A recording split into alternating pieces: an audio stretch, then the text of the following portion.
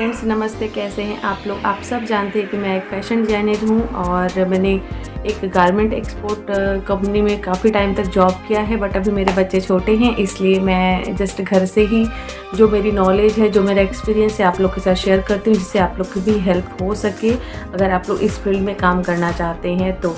और आपके जो भी कमेंट होते हैं, जिस टॉपिक पे आप लोग वीडियो चाहते हैं, आप लोग को जो समझ में नहीं आता है तो आप लोग कमेंट करेंगे। उस टॉपिक पे बहुत जल्द से जल्द मैं वीडियो लेके आने की कोशिश करती हूँ। और मेरे चैनल पे यही मैं वीडियो लेके आती हूँ जो आप लोग कमेंट करते हैं, क्योंकि मैं चलिए आज का जो वीडियो है, आज का जो टॉपिक है वो ये है कि अगर आप एक फैशन डिज़ाइनर की जॉब के लिए जा रहे हैं और करते हैं तो आपको ये पता होना चाहिए कि बाइंग ऑफिस क्या होता है, बायर क्या होता है, डायरेक्ट बायर क्या होता है, इनडायरेक्ट बायर क्या होता है, और बाइंग ऑफिस के थ्रू काम कैसे किया जाता है, और क्या मतलब होता है बाइंग हाउस का, और डायरेक्ट बायर के साथ कैसे डील किया जाता है। और यही होता है एक गारमेंट इंडस्ट्री में काम करने का जो मेन जिसके साथ हमें काम करना होता है, वही होते हैं बाइंग ऑफिस और वो होते हैं बायर। तो चलिए पहले तो डिस्कस करते हैं बाइंग ऑफिस क्या होता है और बाइंग हाउस के साथ हमें काम कैसे हम करते हैं। ठीक है, तो बाइंग ऑफिस होता है बेसिकली मैं एक सिंपल सा एग्जांपल देती हूँ। जैसे दो लोग होते हैं और दोनों लोगों की जो कन्वर्सेशन होती है डायरेक्ट एक दूसरे को ना जान करके, जैसे दो लोग हैं वो एक दूसरे को ना जान करके एक तीसरा बंदा है जिसको दोनों लोग जानते हैं, जिसके थ्रू हम लोग काम करते हैं। तो बाइंग ऑफिस होता है थर्ड पर्सन होता है, क्योंकि एक गारमेंट एक्सपोर्ट में आप काम कर रहे हैं तो आप बाइंग ऑफिस के पास जाते हैं, और जो बायर होता है वो क्या होता है, आपके बाइंग ऑफिस के पास आता है। तो उन दोनों के बीच का जो मीडिएटर होता है वो होता है बाइंग ऑफिस। वहाँ पे वो लोग डायरेक्ट अपने ऑर्डर को प्लेस करता है बायर, और बायर बाइंग ऑफिस से हम उस ऑर्डर को उठाते हैं।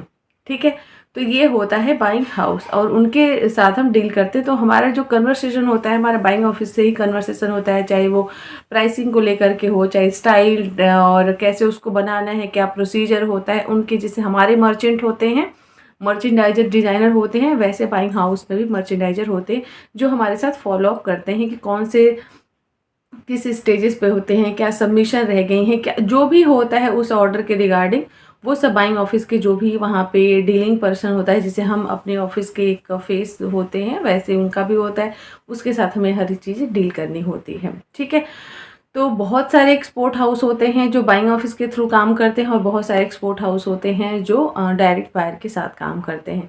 तो कभी कभी बाइंग ऑफिस के साथ काम करना थोड़ा सा डिफ़िकल्ट होता है। क्यों? क्योंकि बाइंग ऑफिस क्या होता है कि हम अगर डायरेक्ट किसी से बात करते हैं तो चीज़ें बहुत ईजी हो जाती हैं, लेकिन अगर इनडायरेक्ट बात करते हैं तो वो जो डायरेक्ट इंसान है उस तक चीज़ों को पहुंचाने में थोड़ा सा टेढ़ा मेढ़ा रास्ता, कभी कभार मिसअंडरस्टैंडिंग भी हो जाती है। तो इस वजह से थोड़ा सा बाइंग ऑफिस के साथ डील करना थोड़ा सा डिफ़िकल्ट हो जाता है कंपेयर टू डायरेक्ट बायर।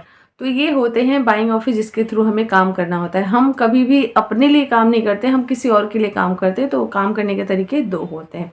तो ये हो गया आपको बाइंग ऑफिस। ठीक है, अब क्या होता है direct buyer. Friends, direct buyer जैसे मैंने कहा कि किस कंट्री का है। ठीक है, तो किस कंट्री का, किस यूके का है, यूएस का, कहाँ का, कनाडा का है, कहाँ का भी है, साउथ अफ्रीका का है, बहुत सारे। क्योंकि इंडिया में सबसे ज़्यादा एक्सपोर्ट हाउस कपड़े की एक्सपोर्ट हम लोग कपड़े का करते हैं। ठीक है, तो जो डायरेक्ट बायर होते हैं उनके साथ काम करना बहुत ही ईजी होता है और बहुत मज़ा आता है। क्योंकि जो बाइंग ऑफिस होते हैं ना, वो थोड़ा सा आपको परेशान करते हैं। वर्किंग जो प्रोसीजर होता है थोड़ा सा ज़्यादा हो जाता है, क्योंकि वो अपने तरीके से काम कराते हैं। ठीक है, और जब डायरेक्ट बायर के साथ, क्योंकि मैंने दोनों के साथ काम किया है और मैं अपना एक्सपीरियंस बताऊं कि मुझे डायरेक्ट बायर के साथ काम करने में बहुत मज़ा आता है, और आई लव माई जॉब, और मुझे अपना प्रोफेशन बहुत अच्छा लगता है। मेरे जैसे बच्चे बड़े होंगे तो मैं ज़रूर अपने प्रोफेशन को फिर से अपनाऊँगी। तो डायरेक्ट बायर के साथ काम करना, जैसे आप किसी कंट्री के बायर के साथ काम कर रहे हैं। ठीक है, तो उनके साथ जब आप डायरेक्ट बायर के साथ बात करते हैं तो आपको क्या चीज़ें उनको चाहिए, कैसे सैंपल के सबमिशन होते हैं, क्या स्टेजेस होते हैं, क्या करना है, प्राइसिंग क्या है। तो क्या होता है, जो टाइम होता है ना आपका, टाइम बहुत जल्दी, जो टाइम लिमिट होता है, आप सब चीज़ों को परफॉर्म करते हैं बहुत जल्दी, टाइम आपके हो जाता है, बहुत जल्दी आप लोग चीज़ों को परफॉर्म कर लेते हैं। तो हमारा जो टाइम बचता है तो हमारे वो प्रोडक्शन वगैरह में यूज़ हो जाता है। और जब हम बाइंग ऑफिस के साथ काम करते हैं तो क्या होता है कि सबमिशन वगैरह में बहुत ज़्यादा टाइम डिले होने के चांसेस ज़्यादा होते हैं, क्योंकि हम बाइंग ऑफिस को चीज़ों को सबमिशन देते हैं, फिर बाइंग ऑफिस वहाँ से बायर को देता है। तो इन सब चीज़ों में थोड़ा सा टाइम का प्रॉब्लम हो जाता है।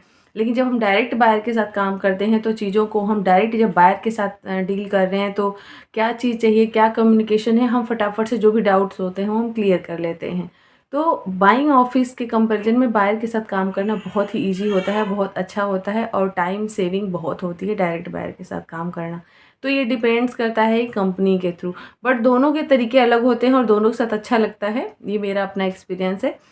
तो इस तरीके से बायर और डायरेक्ट बायर के बीच काम किया जाता है और बाइंग ऑफिस के थ्रू काम किया जाता है। और ज़्यादातर एक्सपोर्ट हाउस में बाइंग ऑफिस के थ्रू ही काम किया जाता है, क्योंकि डायरेक्ट बायर के साथ सबकी लिंक बहुत कम होते हैं, उनके कांटेक्ट बहुत कम होते हैं। तो क्योंकि जो बाइंग हाउस होता है वो लोकल ही होता है, हमारे इंडिया में ही होता है, डोमेस्टिक होते हैं वो लोग, तो उनके साथ हम जा कर के डील कर लेते हैं, तो हमें बाइंग ऑफिस से काम मिलना इजी हो जाता है। डायरेक्ट बायर हम पे ट्रस्ट नहीं करता है, तो ये रीज़न है एक बाइंग ऑफिस के साथ ज़्यादा काम करने का। ठीक है, तो ये हो गया फ्रेंड्स, बाइंग हाउस और डायरेक्ट बायर क्या होते हैं। उम्मीद करती हूँ आप लोग को ये समझ में आ गया होगा। तो चलिए इस वीडियो को इसी पे एंड करते हैं और मिलते हैं आपसे एक नए वीडियो में और आपके ही टॉपिक के साथ।